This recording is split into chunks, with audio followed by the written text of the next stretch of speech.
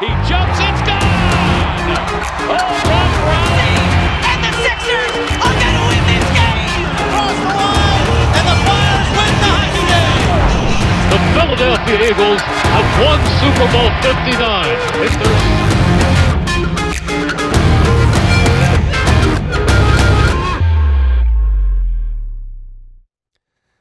Hello everybody, welcome back to Around South Philly. I'm Cole, I'm here with Danica, and there's not much to talk about in Philadelphia this week.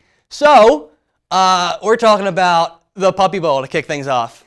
Obviously the best sport around, right? Duh. Yeah, for those of you who don't know, the Puppy Bowl is basically like a little adoption marketing for dogs in the shelter, and Cole and I thought it'd be fun to, go head to head. A little team rough, a little team fluff. And Cole's team did not make out all that well. Why is that? Because my team got robbed. No. It was a last-second review. The toy did not cross the line. Let's be very clear about that. And Team Fluff was handed that game on a silver platter, and we know it. I just have to disagree. Team Fluff they played with a lot of heart. There was quite a few adorable puppies that I begged my mom to, call up and adopt, and she just wasn't there for it. I really enjoyed the 1-year dog. I believe his name was Litchi. He was absolutely adorable. Just, a little 1 year. And honorable mention for the best dog name ever, Chapel Bone. Whoever came up with that, you're an absolute genius. And, Team Fluff for the W. Hate to break it to you. Well, it would have been a lot better had Remy not hide in the corner. Maybe he was just a secret spy in the corner for Team Fluff there. Gotta get rid of him. Gotta get rid of him. Trading the dog. Trade him. Trade him. We paying the big bones for him to do that? All right. I guess we can talk about the Super Bowl. What is there to talk about? I know what there is to talk about. Oh, boy. Jalen Hurts on the stage with Tom Brady and Joe Montana and Peyton Manning, and he's called a legend of the Super Bowl. I just have to disagree with that. We go at it all the time. He's not a legend amongst those names. I'm sorry. Go and look at the Super Bowl performances and a ring. That's all. No. I'll bring it back up later. It's Okay. fine. Okay. I have to bring up the halftime show, of course. There's a lot of talk. We can bring it up and then we can just let it slide. I've heard about it. Been talking about yeah. it. On a production note, I thought it was actually pretty decent. Some camera angles, cool shots. Can we talk about the grass being actual people? Yeah, I did see pictures. I can't really talk too much about the Super Bowl, actually, because I was kind of falling asleep. I was on my phone. I was just scrolling through Twitter. The game was kind of I was out of it. Come halftime and the rest of the second half, I'm on Twitter. Whatever. We knew the Seahawks were winning, and I don't listen to bad. You didn't have any hope for Drake May? No. No? No. You had the Seahawks? I had the Seahawks. Okay. Let's also bring up the AI ads. I've been talking about this all week because I think it's absolutely insane. Just the amount of AI that, these big companies, you're paying all that money for ad space and you used AI that, I don't know. It's not the fact they're using AI. It's the fact they're using AI on the biggest, sporting broadcast of the entire year.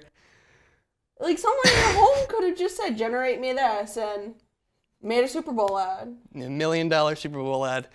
But, yeah. Is there anything else we gotta... No, there's absolutely nothing Yeah. to talk about for the NFL and the Super Bowl. It was kind of a boring year, and, that's it. How about them Sixers? Yeah. You asked me 2 weeks ago, we're going to the finals. That trade deadline happens, and the whole team is just dead. We traded Jared McCain. You would have thought somebody died. Everybody in the locker room is just drained. I thought we were going to go and make the big move, and no. Josh Harris couldn't be willing to spend those extra bucks. And would you believe it, that at one point our bench, we've had Isaiah Joe over the years, TJ McConnell, Shake Milton, Paul Reed, and now it's Kyle Lowry in the big 2026.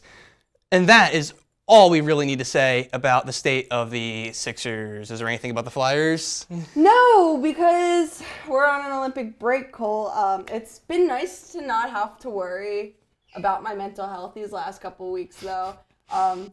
Yeah, I just, rooting for Team USA now, so there's really not much for me to talk about on the Flyers, and it's quite literally the worst week for us as a show to talk about Philly sports. Well, luckily. Some breaking news today, though. I'll let you go.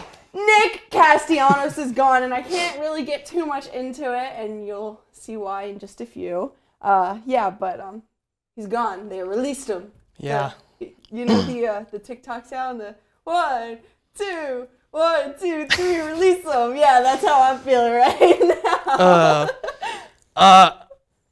I actually saw somebody summarize a whole bunch of old Nick Castellanos stories, and now I kind of miss him. But one thing I noticed to bring up, what happened to this 2022 World Series team that we had that was built around home runs, and now all those big guys that were hitting homers, Reese is gone, Nick's gone, Harper's hurt, and, I guess a shell of his former self at this point, as it feels, and Schwarber's just, picking up everybody else's slack. Yeah. So I think we need the power in the lineup, and we could have shaken things up, and I'll keep saying that, and I think everybody will keep saying that. So, yeah. Dombrowski was not the best this offseason. Yeah. And we've talked about it a lot, and I don't know. I will say it time and time again that this is the equivalent to the Phillies' decline when Maikel Franco was their best player. It's going to be a rough Philly season. I don't know what to expect. I actually have gotten even more annoyed with the Phillies front office because I'm hearing a lot of hype around Aiden Miller, and I'm hearing people say, oh, he's got the starting job by midseason. Just things I'm seeing. Just the internet. But if that's the case in the Phillies front office, why is Alec Boehm on my team? It doesn't make any sense. Yeah. So I read something that Aiden Miller is probably going to be starting at third in the minors this season. So if that is a telltale for you about what Alec Boehm's career is going to look like, Aiden Miller's not ready to come up. He's not. He will play a lot of this season in AAA. In the case that Alec Boehm gets hurt, we might see Miller come up for a couple games. But, he's not ready. He's not. Aiden Miller hype is a statement. It's a dramatic statement. But I do think the kid will eventually progress and be a big leaguer before we know it. To be fair, it is spring training season, and I feel like we always kind of have these big hype around some guys, and then you get to the season and it all fizzles out. We know for a fact now with the Nick Castellanos release that Crawford is going to come up. That's pretty much your sign that, he's here. One thing is, if we're not going to put Aiden Miller up on the main roster this year, we could have gotten Eugenio Suarez for cheap and, put him at third base and, got more power in the lineup, as I was saying. But whatever. Why would we spend money? Yeah. Unless it's on an old JT Realmuto. Last thing before we move on from the Phillies, I just want to share something. Zach Wheeler is storing the rib he got removed in a jar. And this really made my day. And you might be questioning me. I had the same exact injury. And I, too, kept my rib as a joke. I didn't think the surgeon would actually do it, was the reason I did it. And he did it. Is your rib also in a jar in your closet? It's actually my dresser. What? Yes, I see it still. I see it quite regularly. I don't know where to put, my rib. It's just moving on. On the note of Zach Wheeler, it has been confirmed he won't be starting opening day. Just for the heck of it, your prediction for our Phillies opening day starter. You have the option of Sanchez or Nola. Who is it going to be? It's Sanchez. It's absolutely Sanchez. It's absolutely Sanchez. Unless Aaron Nola goes on a tear for Team Italy. Maybe. Between you and me, we know that's not going to happen. It's not happening, no. We have a new segment to introduce. We do. Our super, totally, definitely not biased assumptions. I wonder who made that title. Definitely you. You'll see it as it happens on the screen behind us. It'll make sense. We're going to make our best cereal-based assumptions about the Philadelphia Phillies today. There it is! Hey! So, of course, starting off with the most normal thing here, cereal before milk. We have Jose Alvarado. And let's preface that we did this right before the show started. Why do you think Jose is a cereal before milk guy? Well, I can't say the exact quote, but I do remember him saying he is fat and he likes to eat, and I take him seriously.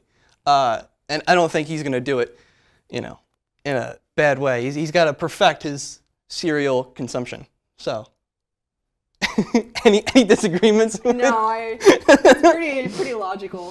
Who is that on the second one? That is Marshawn. Okay. Tom Cool collected behind the plate. He's definitely another cereal before milk guy. He's pretty normal behind the plate most of the time. So that's why I put him there. I don't know why, but I feel like everyone kind of has this idea that JT Realmuto was like a soldier in another life. Like, he just has a stereotypical, like, I need to do things right. So I think he's a normal guy. Yeah. And then we have Christopher Sanchez, of course, our prediction for opening day. It just makes sense. He's probably, this is going to be the hottest take ever, after Zach Wheeler, probably the best Phillies pitcher we have right now, and with Zach being out, the best Phillies pitcher right now, so it's only right that he goes in this top section. I feel like Sanchez is either very strict about it, or he's very quiet, and you wouldn't expect him to do it, and he kind of does it, he hides it. He's ashamed of it. One of the two, but we'll leave him there. Next up, we have Trey Turner.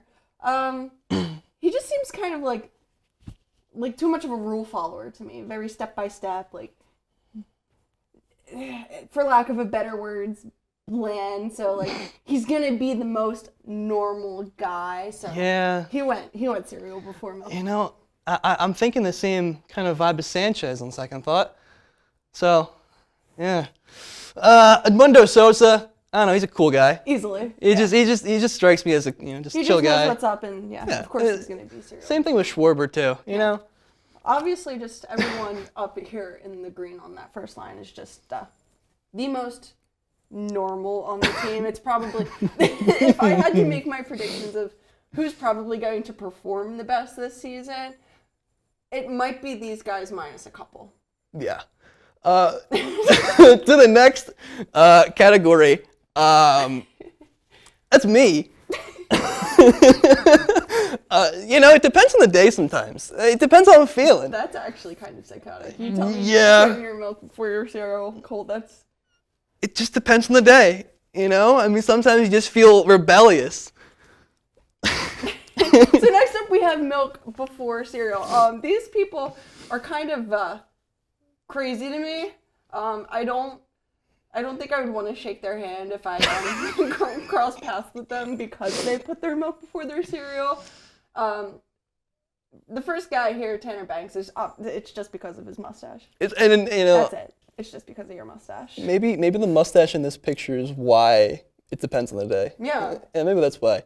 Bryce Harper, he's just, you follow him in the offseason. He's a weird guy. Really weird guy. Yeah.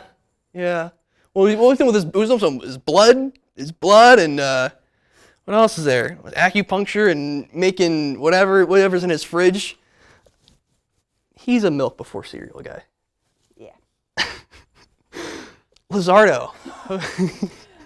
See, I have a soft spot for Luzardo because he's, the younger guy coming up, and you want to root for who's essentially an underdog, and he was really good when he first started, and then he just got really bad.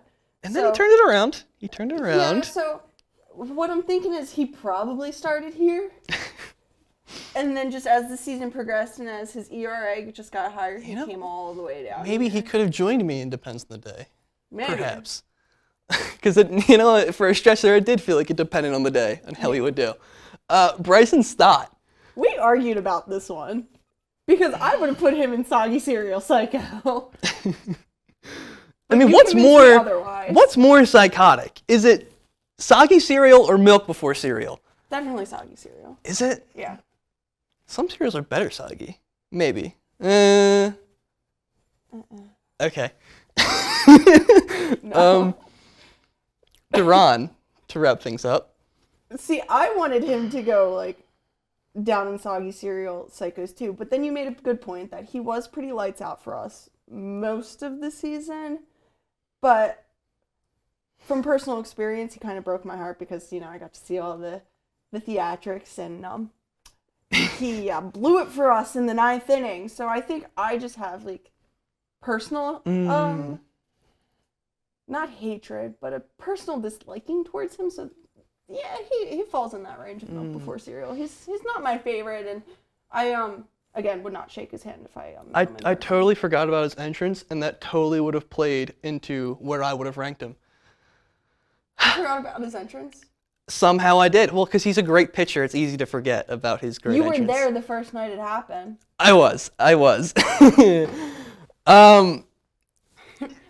us to Soggy Cereal Psychos.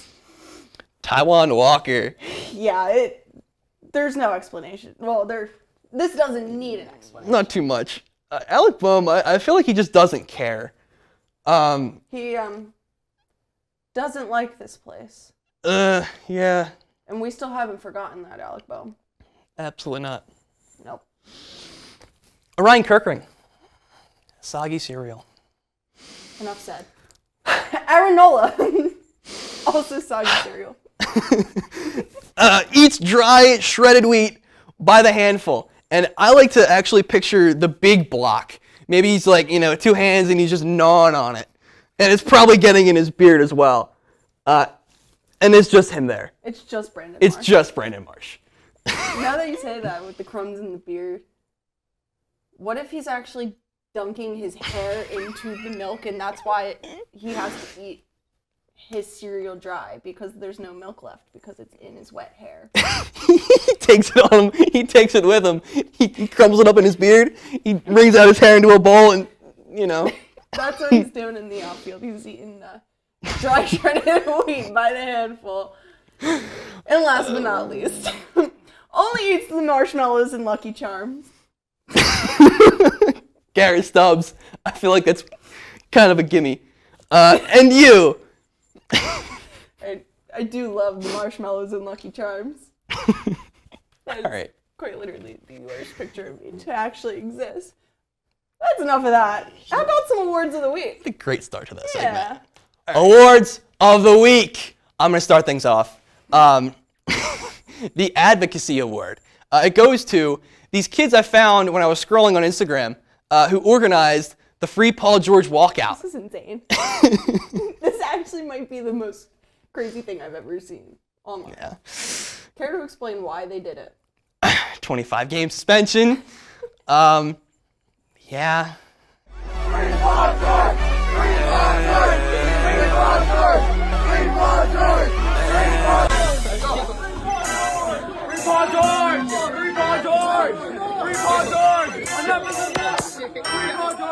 As I said last show, Paul George was really finding his groove, and I'm pretty upset about that suspension. So, thank goodness for these guys utilizing their First Amendment right and making their voices heard. The next award is the We.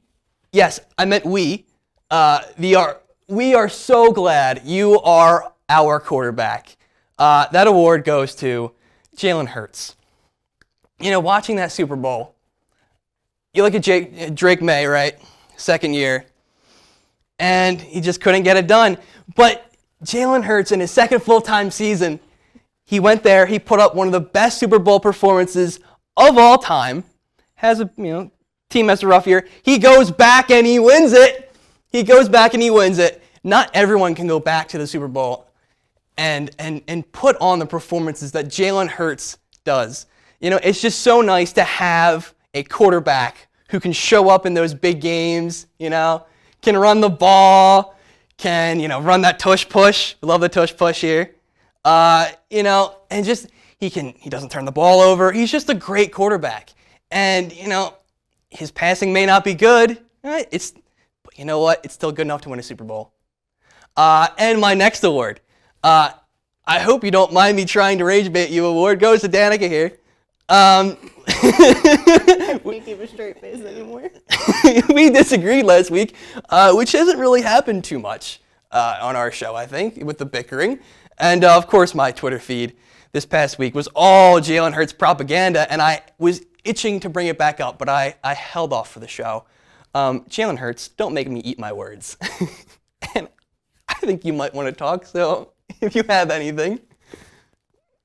You've made me mad. For my awards, man, I'm just so mad. But, you know, who can be mad when you have the Hasta La Vista, baby award going to Nick Castellanos? You know, can't be all too mad about Jalen Hurts when the worst player in the lineup gets released. I am so glad we will never have to talk about him on this show anymore, Cole. You know, when people say that, oh, he'll go to a different team and he'll perform so much better, I do not think this is going to happen. We just dodged a massive bullet. And, you know, I'm not sure if he actually, like, went down to Florida and reported to Clearwater. I know he spends his off-season in Florida, so he was, like, already there. So I wonder if he, like, showed up to, like, the door and, like, knocked and they just didn't unlock it. Like, you know, like, if there's, like, a pin pad and it's, like, the incorrect pin. Yeah, I don't feel bad. And I don't feel any remorse if they asked him not to report to Clearwater. Just when he's that bad. Well, so is our outfield, so maybe we come crawling back. And for my final award, I only had 2 this week. The I don't know what to do with myself award. And it goes to every Philly sport. This is a very weird, stagnant time to be a Philly sports fan. And it's like, I could really care less about the Sixers. The Flyers aren't playing. The Phillies are just going to be not good. And, you know, the Eagles and their quarterback, Jalen Hurts, absolutely stunk this season. So I'm just kind of riding with the Olympics right now. And it's cool, like, you know, the USA, that whole bit. Yeah, every team this year in Phillies history has been really disappointing when they're playing. So, womp womp. Yeah. Yeah. All right, well, that is going to do it on our Philly sports show for the most part. You guys can find us elsewhere with new media. I'll be on New Press, typically covering some athletics. And you can catch both of us listen in to Rise and Shine every Monday at 8.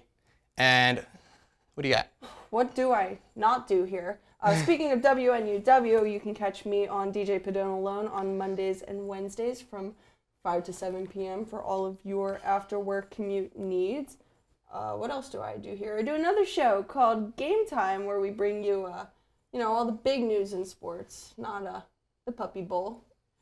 That's not big news? No, it's huge news. For us. No. Okay. It is the game. Okay. Yes. Yeah, that's all I do. All right. Like, sometimes. That's going to do it.